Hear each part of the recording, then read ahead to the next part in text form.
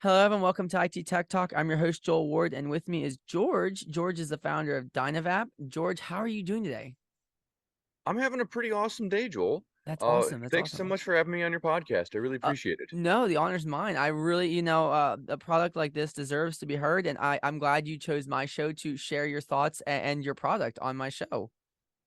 Well, well, here we go. Let's how can I best help you and your audience understand what it's all about? Yeah, so let's first talk about what is DynaVap and what made you do it. What's the backstory on Okay. DynaVap? So DynaVap is a bit of an oddity when it comes to companies. It's a company that was kind of born out of the pursuit of what I would refer to is a better alternative to smoking. Mm-hmm. And this all kind of began almost 10 years ago now, when I was searching for that better alternative myself. As a person that has found a little bit of benefit from a small amount of cannabis consumption, Mm-hmm. to just kind of moderate various things and help me be a lot more of that person that I want to be versus maybe the less calm version of me, right? Yeah. Uh, but I didn't like the smoke. I didn't like the burning sensation. I didn't like the way it made my lungs feel. I didn't like a lot of the nasty things that kind of came out along with, we'll just say, the medicine that I was seeking. Yeah. And I'd been hearing a little bit about these products in the market called vaporizers. And I'm not talking about your typical nicotine vape that you put in e-liquid in, which is basically propylene glycol, vegetable glycerin, and usually some synthetic nicotine. I'm Mm-hmm. talking about a device that allows you to include any sort of botanical product, whether it's a flower, a root, an herb, coffee beans, tea, any of these things in it, and use nothing more than a little bit of heat to release those compounds, kind of like baking some cookies in your oven. Okay. And when I got the opportunity to finally try one of these things, it was like an epiphany moment for me. It's like, okay, now I understand. This makes complete sense. We're doing a very simple process of baking our herbs instead of burning them, releasing the aromas and the active compounds at the same time, and leaving everything else behind, not creating smoke, not Mm-hmm. burning all of the plant matter, and releasing all these toxic compounds. This is really nice. It's way less harsh. It tastes much better. It smells much better. Uh, and on top of that, it's actually more efficient. It uses less product. Okay, what's the downside? Well, the downside is the impetus for the company. And the downside is at that point in time, the only decent quality herbal vaporizer that you get your hands on was going to be at least 200, if not upwards of $300 or $400, Mm. and was big and bulky and not very portable and not very durable. So the question popped into my mind. How difficult would it be to make one myself? How complex does this device really need to be in order to function well? And DynaVap as a company exists in the pursuit of answering that question. So yeah, I'm looking. You sent me a product to test out, and I was very just open in the part of the show where I don't use that stuff, but just overall feel the product. Your development process into this. Looking at it, feeling it, it's a solid product. Even the instruction booklet you sent with how to clean the product. I don't know if the other product you were talking about, the $200 product, was easily cleanable. But this product was, we pulled it apart, we messed around with it, we checked it out. It's definitely a solid, smaller device that I can definitely see hitting the market as something as a necessity, not like something that someone's gonna be like, oh, what's the point of this? This is something that people can actually use. And that was a huge part of it, Joel, from the very beginning, is not, can we just make another lookalike product that's Hmm. just a cheaper version of something else that's already out there?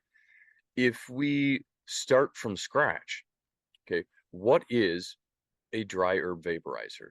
Well, it's effectively a temperature controlled oven Hmm. combined with a straw. So let's see if we can't figure out the best way to make a very easy to use, very easy to load, very easy to unload, and very easy to clean and maintain temperature controlled oven with a straw. And what you have in your hands is effectively the results of the refinement of the pursuit of this concept over the course of about 10 years. And let's actually talk about the one thing that I think is the most best part of your product. It's battery free. There's no batteries. That's right. And that's, I think, one of its most appealing qualities is that if we think about our daily lives in our modern age, almost everything is powered by electricity. Hmm. With the exception being some of our cars, but that's even changing at a very rapid pace with electric cars. So that means we either have batteries or we're plugged into the wall, and we've got all these electronic parts and components and things that tend to fail over time. For example, show me an electronic product that your grandfather purchased that's still in use. Yeah. And I'm not saying that they don't exist, but they're rare because the reality is, as much as we like electronic products, I mean, we're speaking to each other on electronic products. Yeah. They're incredibly useful, but they have very finite lifetimes. And when you're talking about a device that you're using to, whether it's medication or recreation, it doesn't matter. Hmm. It's a product you're gonna be using regularly, but it's only gonna last for a few years. Well, to spend $200 or $300 on this device, it ends up costing a whole lot per day. But if we can make a device that doesn't require electronic parts and can be made of very durable materials and potentially could last your entire lifetime, well, now we're talking about something that can not only provide you with a very comfortable and pleasant experience, but can pay for itself again and again and again and still be a pleasure to use And it looks like it's easy to replace the parts if needed as well. as well. And this is a huge part of what it's all about because as a person that, we'll just say, loves gadgets, right? Yeah. I like taking things apart. I like repairing things that are broken, because I don't like to throw things away that still have utility. It's, kind of a blessing and a curse because I've got a whole lot of things that are broken that I could get around to fixing someday. Haven't yet. But at the same time, when I get around to fixing them, I can get them fixed. And so when I was going through this initial development stage, it's like, okay, how do I make this device as simple as possible, as durable as possible, and as easy to repair, and even more important than that, upgrade as Mhm. possible? And so, with a lot of thought and a lot of experimentation, we came up with the design that you have that's very modular in nature that allows you to take it apart easily with no tools, clean it with very rudimentary tools, if any are even needed, because the reality is our products are dishwasher safe. I You saw can that. Yeah. you can drop them in solvent. They're super easy to clean because here again they don't contain electronic parts. So repairable, yep. Upgradable, yep. Durable, yep. And on top of that, cost less than pretty much every other device in its class. Yep. Last longer than pretty much every other device in its class. Yep. What's the downside? Well, it's it still requires a little bit of user control, Mhm. or is that the upside? And if you think about it from the perspective of what are some of the most satisfying things in the world for a person to use? Well, they're the ones that require a little bit of user control. For example, I see a guitar hanging on your back wall. Yeah. Yeah. Actually, funny stories. I don't play that. It was my uncle's, and when he passed, Okay, I inherited it. So it's okay. kind of hangs there as in my office as a As a reminder. reminder. Yeah. Yeah. Yeah. But what I'm getting at is it doesn't play itself. No, no, it does not. It requires user input. And if you want to adjust it, well, who does that? Not the device, the operator. Hmm. Our devices are the same way. Some people refer to them as analog in the regard that if you want it to be a little bit hotter, if you want your oven a little bit hotter, well, after this cap clicks, and we can get into that next, you can heat for just an extra second or two, Hmm. or you can adjust where you heat because adjusting your flame position, if you're using a flame to heat this, adjusts the temperature kind of like turning up the knob on an old analog oven. You can get a little bit hotter, a little bit cooler. You know where the hot spots are if you've used it before. It's one of those things you develop a relationship with the device, and it provides you with that satisfaction of, yep, I know this thing and I can get it to do exactly what I'm looking for. And that's it's so amazing, that products that are developed by people. Well, I want to go into the development of the product real quick. So when you were developing your first prototype, what the thought process and everything, what was the very first thoughts when you put it together and you held it in your hand? Like, was it like thoughts of joy, like I did something, or was it like I can make this better? Like, what was your first prototype like, and what were the thoughts on it? Oh, the first prototype was very rudimentary in fashion. Uh, in fact, uh, I can describe it to you. It was effectively a glass, a screw top vial or test Okay. tube with, I took apart a Bic pen so I could make a nice little durable straw, and I put it inside the glass test tube. So if this like a test tube, and stuck a little straw in there and just Yeah. used a flame to kind of heat up the outside of the test tube to see if I could create a little miniature oven and use the straw to extract the vapor that was produced from baking the herbs that were in there. Ugly, difficult to use, uh, not something that any normal person is going to want to buy, And also breakable. and breakable, but a very important step in terms of proving the concept that, Hmm. if we make a little heat resistant oven and make it easy for a person to load it up and heat it to a temperature range that's above the temperature at which the compounds we want evaporate and beneath the temperature at which the compounds or the material catches on fire, we're in that kind of Goldilocks zone of thermal extraction. Yeah. One of the things that fascinates me about something like this is that it took someone like you to develop it, and the brain process to make something as durable, as easy to use, easy to clean, and replacement parts. There's you were just talking about how some of these products you don't see anymore because they don't last. A lot of the products I buy, you buy a replacement part, you might as well just buy the whole new thing, Right. because the replacement part costs just as much as the product itself. And when you look at something like the what you so the vape, Yep. you look at it, and that's why I would call it, like, it's like a vape. You look Sure. at it and you see, like, it comes apart. Like, I don't know people who can see on the YouTube video. If you're interested, watch the YouTube video, because I showed a picture real quick. um the parts come apart so easily, and when we were holding this and we were pulling it apart and we were looking at, cleaning, something like this is detrimental, because you want to make sure you get use out of it. So being able to throw it in the dishwasher, being able to wash it with just solvents, it is phenomenal, because I don't know of any vape in nicotine wise you can clean. Most of the times when you're done with that, you pitch it and get a new one. You can't reuse something like Right. that. And having something reusable, in my opinion, is very handy. My buddy, talking about, what his thoughts were. It was easy to hold. It fits in the pocket. It's discreet. But the main thing that I remember them saying was that when they pulled it apart, they were looking at, it, they were checking it out. They were like, "This is something I've never even seen on the market before," and that's something you as a developer of this product should be happy, is because, like, that you're top of the line of product. It's something that someone else sees value in, and I see value in, even though I've never, something I would never use. But I see value in products like this because someone else needed this, and they're like, well, there needs to be someone out there who's going to develop it, because they didn't have the tools or opportunity. Someone like you came on the market and was like, hey, I got this idea. You tested a bunch of ideas and stuff, and came on with this product. And you've got multiple different ones on your site, but like the metal one that I was holding, I thought that one looked so cool. I was like, it's futuristic. It's like it's something you would see on, I don't know if you're a video gamer, but something you'd see on Cyberpunk, maybe, like something like Right. that.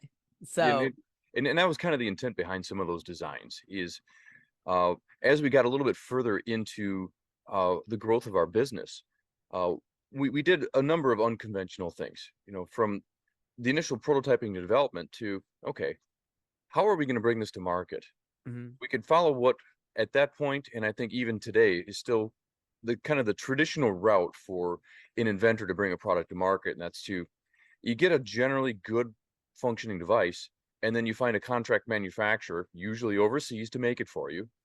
You buy a large enough volume to get a decent price, and then you sell that volume to a distributor, and you hope that it catches on. And if everything goes smooth, you might make a very small percentage for every device that's sold. This approach has several huge problems. Number one is you're putting the manufacturing and the quality control of your device completely in someone else's hands. Hmm.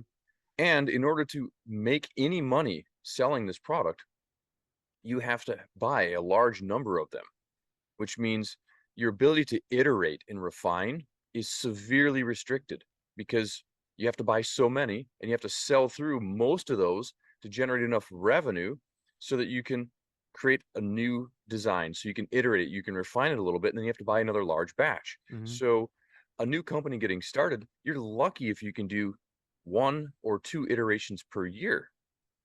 And so the evolution of your product is slow, and the refinement process is excruciating. And if your first product out the gate isn't great, now you run the risk, okay, now what am I going to do with all this inventory? I'm just going to dump it onto the market at a discount. And what does that do for your brand? So all Mm. these problems. So we took an opposite approach, and it's like, okay, why don't we just make it ourselves? So we bought a CNC machine. We started making our own parts. And what this empowered us with was the ability to refine our product, especially in those early years, Joel. Hmm. We were making changes sometimes daily because we kept very, very low inventory, and we are just barely keeping up with product as it was selling. And when we'd become aware of a problem, whether it was through customer service or just something we came across on our own, it was like, hey, well, let's change that. So we'd change it because we were controlling the machines. We were programming the machines. We were making the parts. We were doing the QC, doing the assembly, doing the packaging, doing the fulfillment, the customer Hmm. service, the whole thing, and kind of growing the not just an idea, but an entire company around it, effectively creating a research and development company Hmm. and a manufacturing company on top of a company based around a product. So I would like to ask then, do you still control that product in your in-house? The answer is yes. Okay. And it's an asset, but it's also a potential liability because if we don't manage our resources correctly, well, we've got a whole bunch of machines that need something to do, Yeah. right? Um, but it has allowed us to, I think, accelerate the development of our product line much, much faster than going any other route. Hmm. And that's why it hopefully, comes across to a person that gets in their hand for the first time is, yeah, this is a really refined product that there's been a lot of thought that's gone into it. It's because the number of refinements and iterations that we've gone through as a company, number in the hundreds, if not the thousands. So let's talk about, doing it in-house. You have it in-house, what you're developing in-house. When you first started developing in-house, did you notice a change in sales when people started realizing you yourself were producing this product and able to manage the development of this product?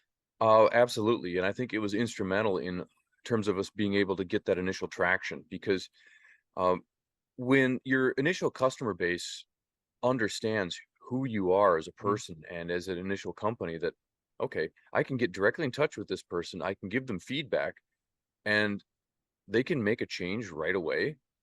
What that does is that provides some acknowledgement to the customer base that the company actually cares, Yeah. which, it's a fantastic way to develop and initiate some momentum for that company when you have happy customers.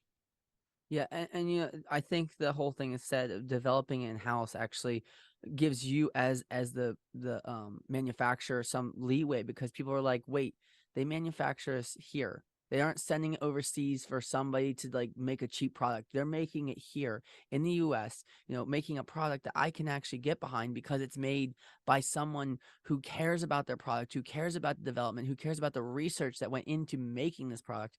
You know, something said about someone who like a lot of products I buy are overseas, yeah, it's great and all, but sometimes it doesn't last. I noticed that your product, the durability of it, when something's made by someone personally, when they take the time to watch every little nook and cranny be made of that product, there's something to be said when they take the time to develop it. And I think, looking at your product, I definitely see your heart and soul go into every little thing. I'm not sure. I'm sure you don't watch every single one built, but I'm sure you take your time to make sure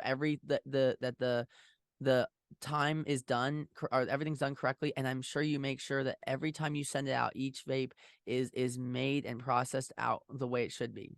And that's the whole goal is to make the as high quality a product as possible, but also to be responsible as a company with our own customer service department to make sure that if you do, for example, have any problems or issues, okay, just let us know and we'll take care of it. Yeah, As simple as that. and that's, I'm sure you have a great customer service line. I like to ask this, and and you don't have to answer this. You can shy away from this one. How many people do you employ to run the company and to also help with development of the product? So at this point, we're several dozen people Okay. is probably the best way to answer that.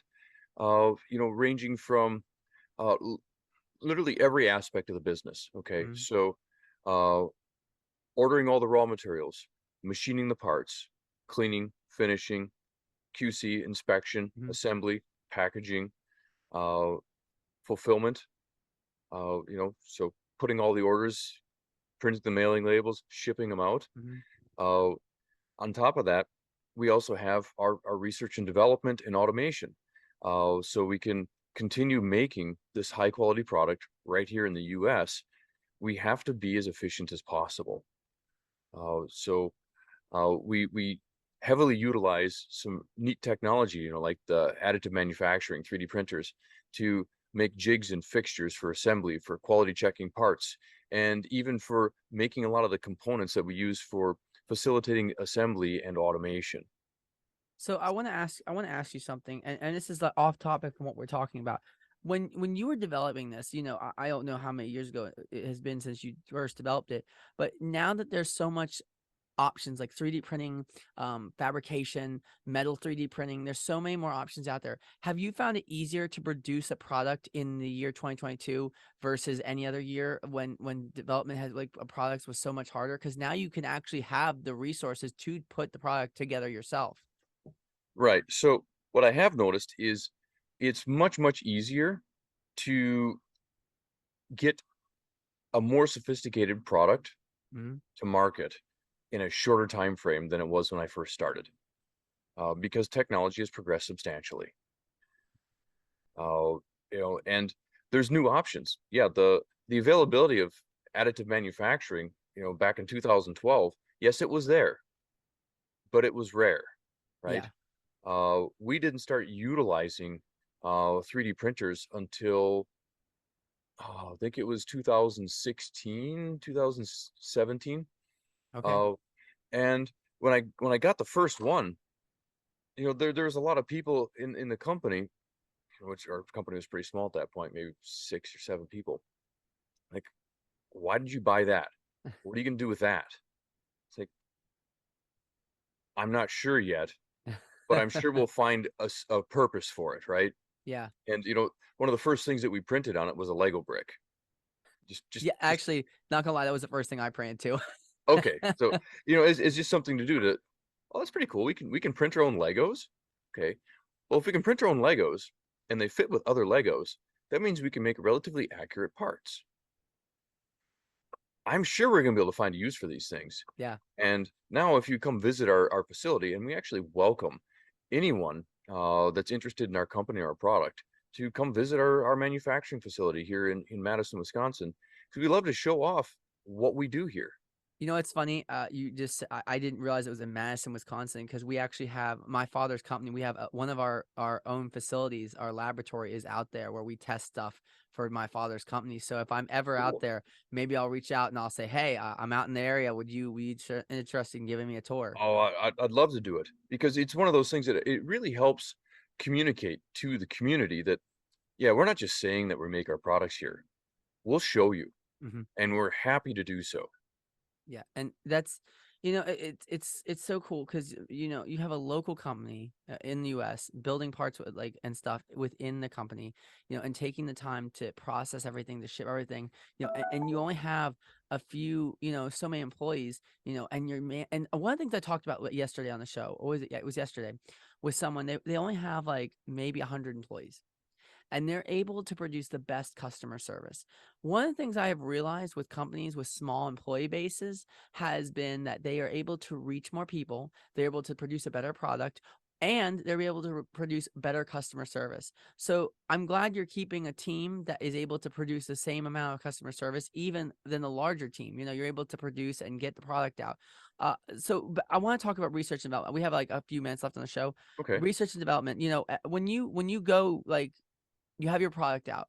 Are you constantly thinking of ways to make this product better? Are you constantly finding like, are you constantly doing like, hey, I'm gonna try this today and I'm gonna test it myself, and if it works, we're gonna put it to market. Are you constantly finding new ways to make a different vape or a different way to use it?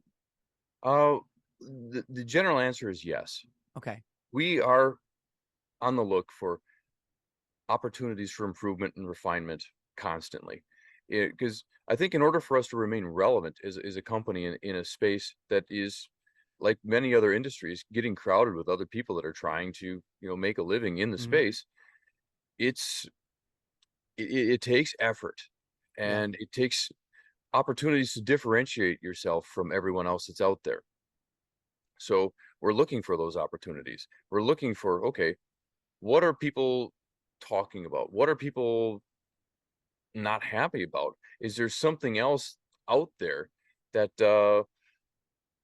is got other people's interest that we should be paying attention to? Is there a new feature that might make our devices even easier to use or Hmm. easier to clean or whatever else it might be? Is there a new accessory that we should be investigating? So definitely on the look. And now that we have some resources, whether it's CNC machines or 3D printers, we can go from an idea and a concept that's just in your head to Yeah. maybe a quick sketch on a whiteboard or a piece of paper to a CAD drawing to a 3D printed thing to hey Jason, can you machine me this part? I need it to have these dimensions. Okay. And sometimes just an hour later I've got the prototype. Wow.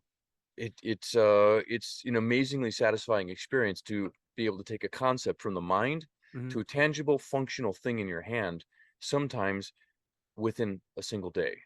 Yeah. Well, George, it has been such an honor having you on the show. I've had such a pleasure talking to you. For those interested in George's product, you can find it on our website at www.ittechtalk.com. Sorry, I said that wrong. Don't scratch that. It was www.ittechtalkpodcast.com. That was our old website we had a problem with.